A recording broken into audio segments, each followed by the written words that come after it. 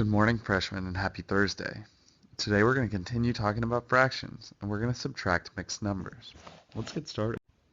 Just like every other day, I know that if I'm going to add or subtract fractions, they have to have the same denominator. That's because they need to have pieces that are the same side and the same number of pieces for each whole. So, whenever I subtract mixed numbers, I'm going to start by drawing my t-chart. 3 3/5 minus 1 1/2.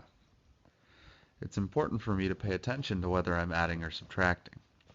Now, I know that I've got all my fractions in my t-chart. I'm going to find the LCD. So list the multiples of 5 and 2. What's the least common denominator? It's 10.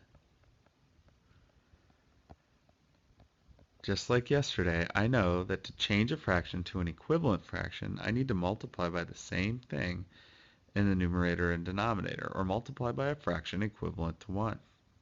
So 5 times 2 is 10. I don't just put 2 up here because 3/5 and 2/10 are not the same. 3/5 is the same as 6/10 because 3 times 2 is 6.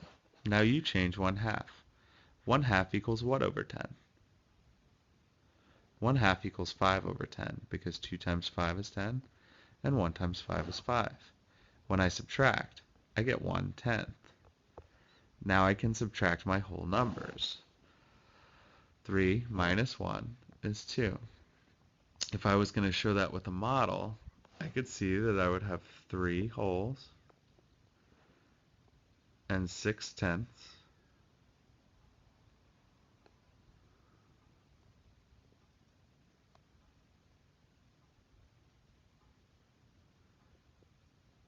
and I would take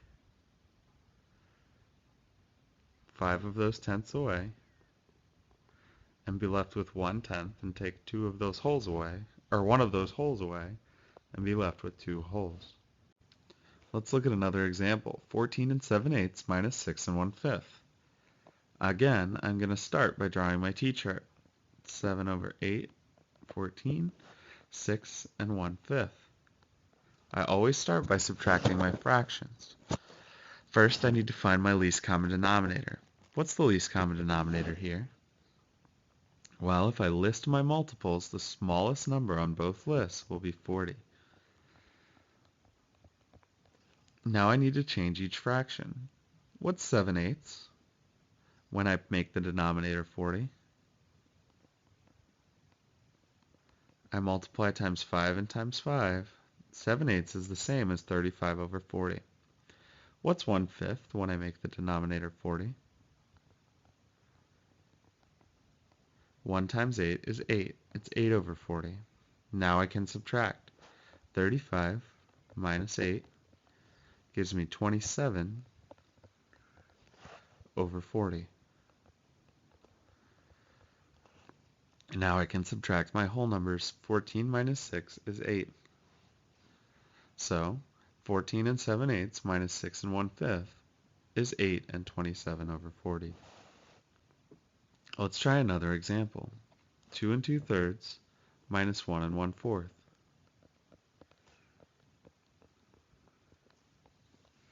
When I subtract these fractions, the first thing I need to do is find the least common denominator. What's the least common denominator for 2/3 and 1/4?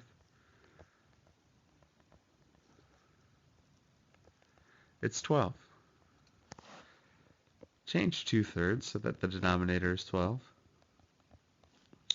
Well, 3 times 4 is 12. I know I need to multiply by the same thing in the numerator to keep the value the same. That gives me 8/12. 4 times 3 is 12. 1 times 3 is 3. Now I can subtract. What's 8/12 minus 3/12? It's 5/12. What's 2 minus 1? It's 1.